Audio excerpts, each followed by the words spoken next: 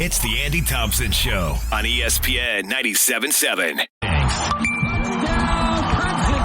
It's like I challenge these young men. It's like, what is your mark that you're going to leave on this program for those that come after you? You're listening to the Crimson Cliffs Coaches Show with Wayne Alofipo, presented by Ideal Home and Auto Paint.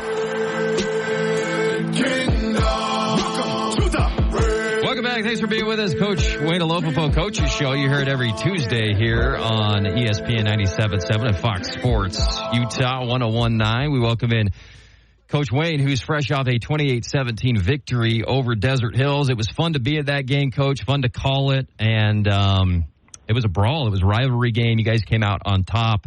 Tell us about, we talked to you after the game, but tell the folks at home about how that one was for you guys.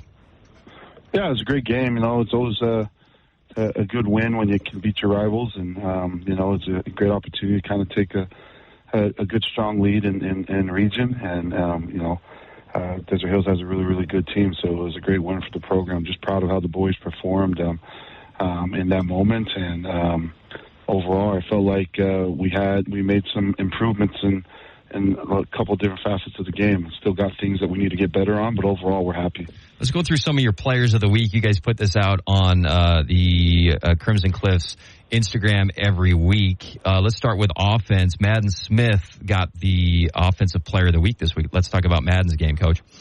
Yeah, for sure. You know, you can always give it to McCord and you know, Ryder and Malachi and a couple of those other guys, but you know, when you have a running back that's running 200-plus yards a game, you know, you got to give credit to the O-line and the effort and the work that they're doing from their coaches and Coach Isaac and Coach Mason, and to these young men that are doing a great job. Madden really stood out on film. He just, you know, dominated. Funny enough, Madden joked all weekend about how he was able to get some rushing yards in himself because he recovered that fumble and I think got 3 rushing yards. So, you know, there wasn't a way we had to give Madden the player of the game on top of everything else. He was also able to record a fumble recovery and some rushing yards on top of a lot of his pancake blocks and everything else he did. So, super proud of Madden. Awesome. And then let's go, the defensive player this week was Case and Cuff, Coach.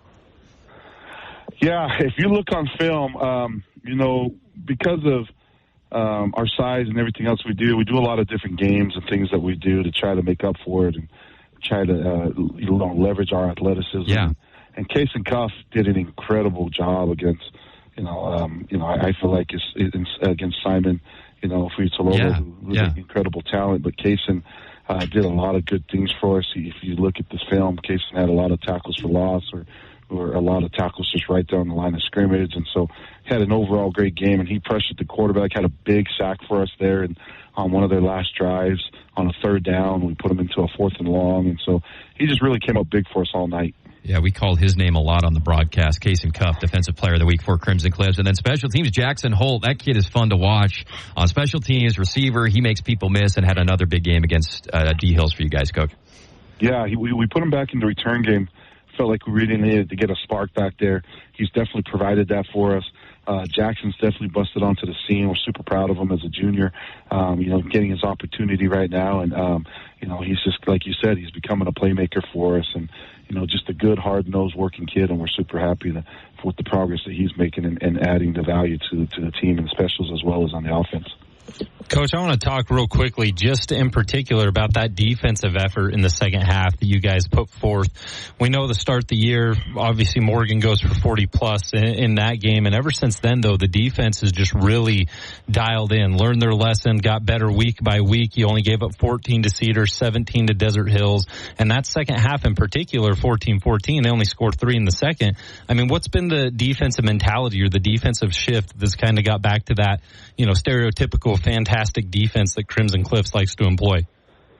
Yeah, you know what? It's hard when you replace 10 starters. We actually are playing up to about 15 guys on defense right now, and it's just hard. We only had McKay Wright come back, and I think they're starting to see how their roles impact the other positions, and I think they're starting to understand the schematics of what we do and how we do it, and understanding what we want to give away and what we want to take, and the game within the game, learning how to disguise and time blocks, and not blocks, blitzes, and learning how to show some off things. So they're starting to put it together game by game, so I'm loving the progress. We're not quite there yet, but we're definitely, from game 1 to game 5, we've seen, substantial improvement.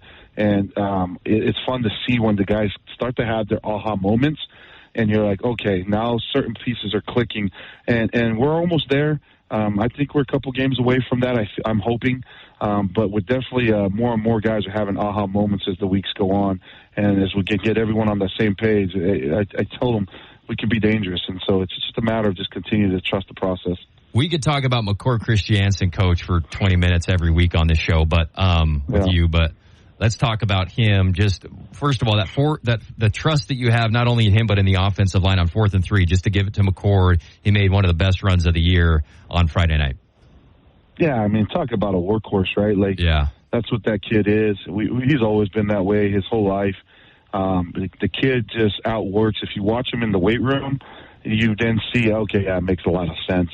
It just transitions right over. If you watch him on max days especially, he's just like how he ran that on 4th and 3. Yeah. That's how he's maxing out on his power cleans and his squats and everything, the amount of energy, the amount of hype that he brings into the max days.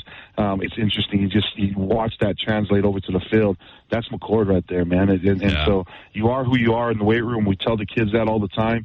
We tell them that reveals to us as coaches, their character, their work ethic, who they are, and it just translates and it transitions. And that run right there was a perfect example of that, of max day for us, and just the type of kid McCord is and what he brings to the table. We got Snow Canyon coming up this Friday at your place. Tell us about the challenge that they pose and your excitement, especially as a defensive play caller, coach, facing the Warriors this year.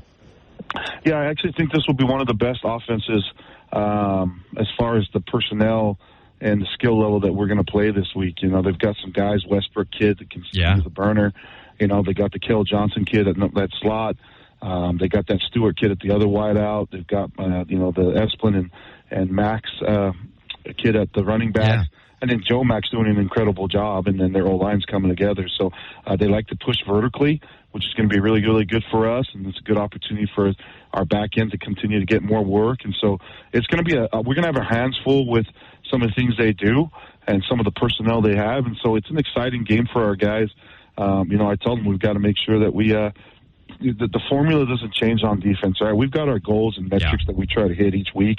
And as long as we can continue to control those goals and metrics from our rushing yards, our passing yards, our sacks, our turnovers, and those things, we feel like we have a good, recipe for success. But it's easier said than done. And so, especially when you're playing a team that's starting to get hotter and hotter with these guys, and really they've been unfortunate. I mean, they should have, in my eyes, they should have won the Stansbury game.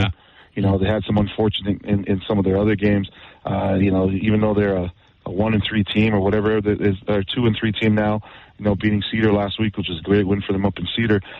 This team is a really, really good Snow Canyon team. They're playing really good team ball, and we're excited to get after it. It's always great to compete. And, that's the thing about our region now, especially with Thurston and Cedar leveling up. Yeah. There isn't a week off anymore, man. Yeah. And so it's like, it's a fun thing, but it's also like, it's a double-edged sword sometimes. So, we're excited, though. I personally am grateful for it.